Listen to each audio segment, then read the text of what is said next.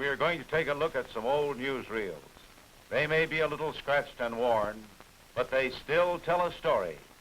For it so happens that they tell the story of a people who lived on an island called the United States of America.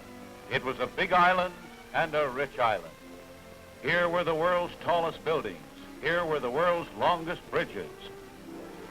Here were the most telephones and the most radios, the biggest irrigation dams and hydroelectric projects.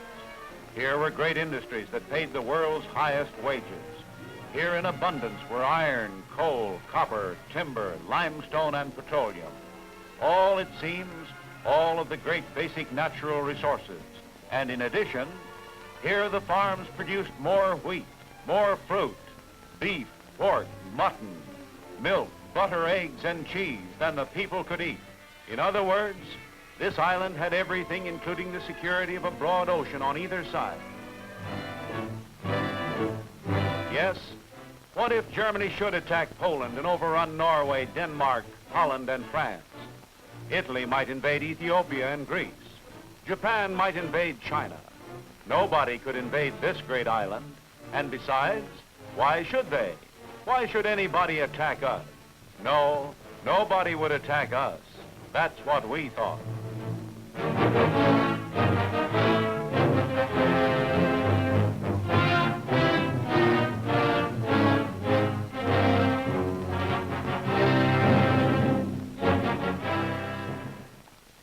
Well, folks, I don't think any of us need be reminded of Pearl Harbor.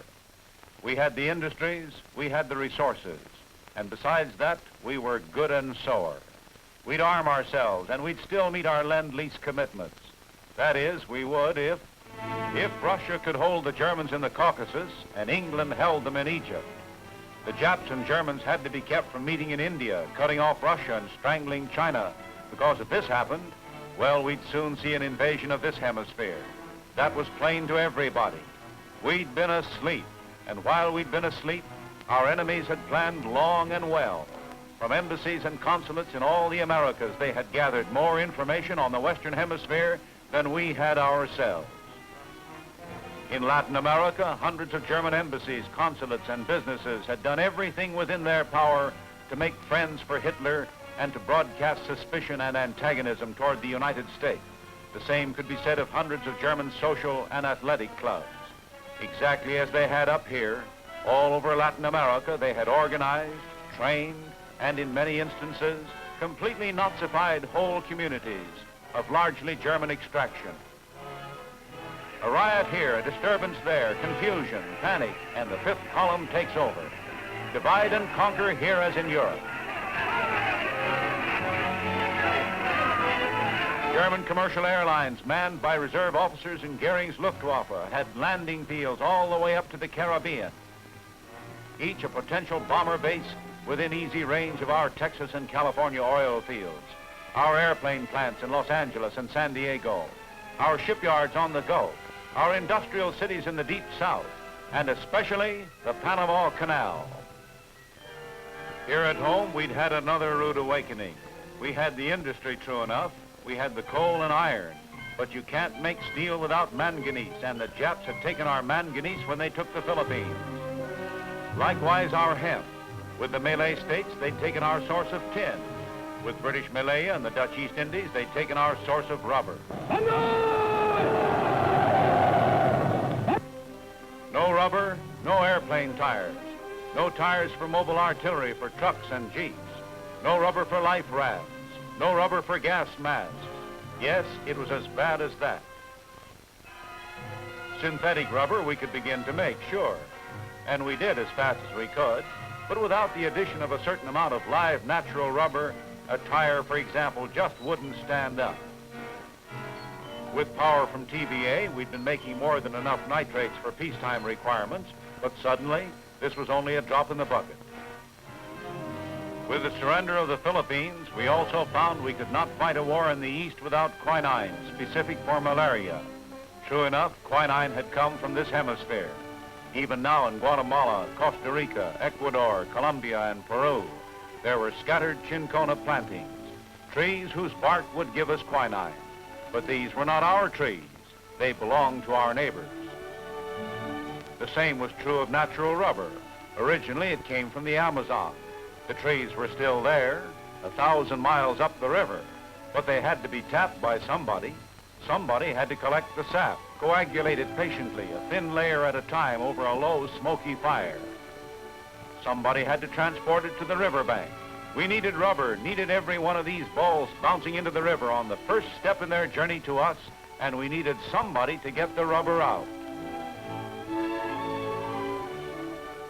We knew they had tin in Bolivia, but again, somebody had to get it out. And the same could be said of copper in Chile. Somebody had to get that out. Chile could help us with nitrates for fertilizer and explosives. We needed all they had, all we could get, but somebody had to get it out. In Mexico and Cuba were extensive manganese deposits. And for our new walkie-talkies and radio communication systems, Brazil could supply quartz crystal.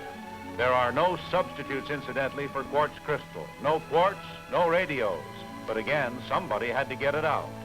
And even more important, they had to want to sell it to us, not to somebody else. Latin America could supply us with industrial diamonds vital to our precision machinery. Latin America could send us balsa, essential in the construction of lightweight mosquito bombers and gliders. They could send us mahogany for PT boats, oils for sprays and paints. They could send us any number of things we had to have, but they had to want to send them, and that was that.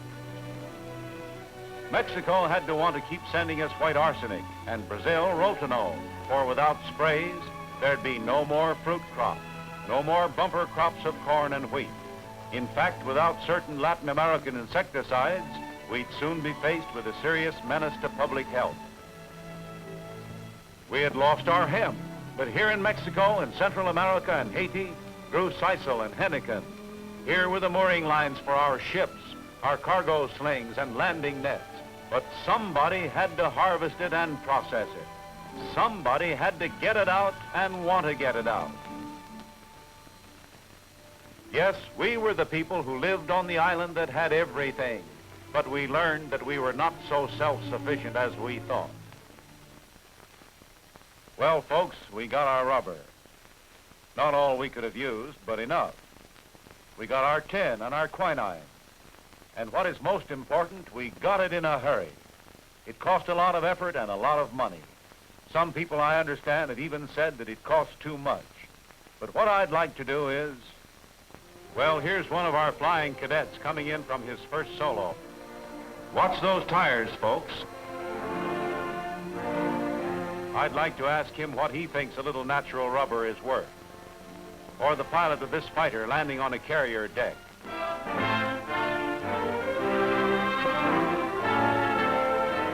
I'd like to ask these boys shaking with malaria in the Pacific what they think we ought to have paid for quinine. And going back to this meeting in Rio de Janeiro in 1942, I'd like to ask what the vote of confidence of these foreign ministers meant to us at that critical moment. For here we learned that what our Latin American neighbors had, we could have. What we were fighting for, we would all fight for. And this is something we must not forget. And now let us hear of the military contributions of our neighbors. From the commander of the Army Transport Command, Major General Harold L. George. For reasons of security, many of the contributions of our friends and neighbors in Mexico, Central America, the Caribbean, and South America cannot be revealed until after the war.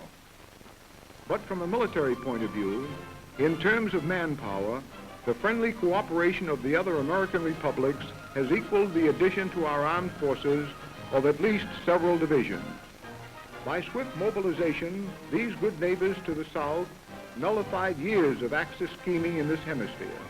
And today, thanks to their cooperation, our southern flank is secure against invasion. Besides delivering to us thousands and thousands of tons of critically needed raw materials, many Latin American republics have set up valuable coastal defenses. Others have made important air and naval defense bases available to us. And still others have provided us with sites for air bases from which today a steady procession of bombers and transports are taking off for the battlefronts of the world. Also, by way of these same bases, our casualties are being flown home for treatment and rest. Up and down shipping lanes, operating in conjunction with our own naval and air forces, sea and air patrols of Brazil and Mexico and the Caribbean Americas have hunted down enemy submarines. In line of duty, Latin American seamen have gone down gallantly in Latin American ships. In weighing the value of Latin America to the whole war effort, I think we can even say that without the other Americas, North Africa might be in enemy hands. This, if you remember, was the situation. Between Rommel on the outskirts of Alexandria and his objective, the Suez Canal, were the British under Montgomery, virtually cut off from supplies and replacements by sea as well as by land, in no condition, certainly, to launch an offensive. Here in the United States, however, half a world away, war production had just begun to hit its stride. But of what good were our tanks, jeeps, and anti-aircraft guns to Montgomery? What good were these millions of shells and these bombers and fighters if we couldn't get them to Cairo? But we had an idea. Planes could fly the Caribbean. They could also fly the Atlantic. And as a hub for this operation, Brazil had granted us an air base at Natal.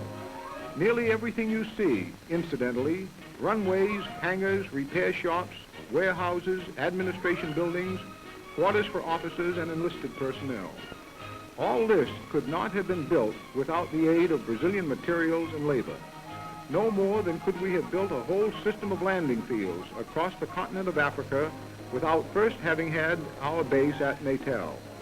For here, every tool, every item of equipment, even the runway surfaces had to be flown in. But the landing fields were built.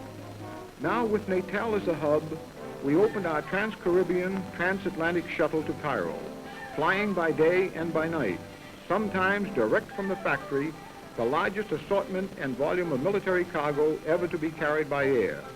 We flew jeeps and small field pieces, airplane motors and spare propellers. We flew special ammunition, even drums of 100-octane gasoline. We flew spare tires and repair parts, medical supplies, emergency rations, and bedding. And in with the cargoes, we often crammed technicians and specialists.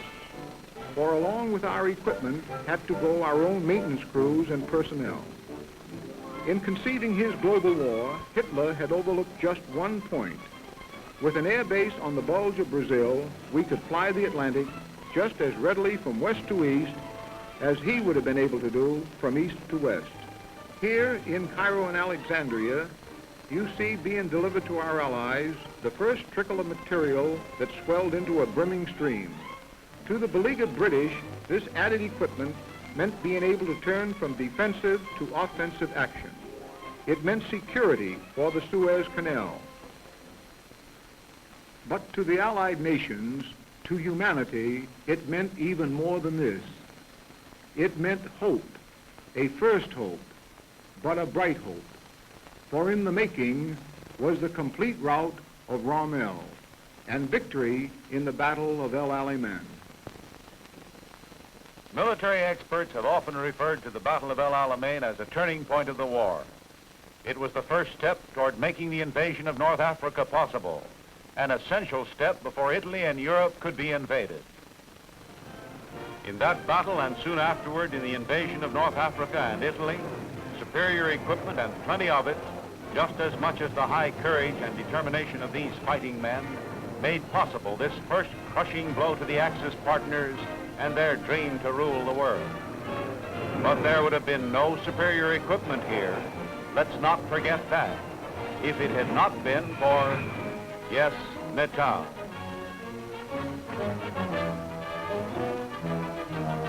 But we can go back even farther than that, as far back as the nameless labor recruit on his way to some rubber camp 2,000 miles up the Amazon.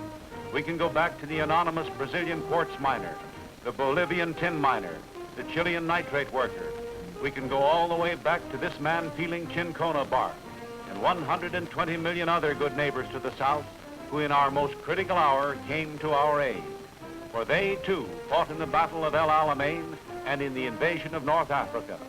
Just as they have been fighting at our side in Italy, in the South Pacific, and in Europe, and will continue to fight at our side on land, on the sea, and in the air, wherever Axis forces can be met and destroyed. Raw materials can be bought, yes, but good friends, never. Therefore, to our Latin American friends, we say in your words, "Gracias, amigos." In our language, that's thanks a million, we won't forget.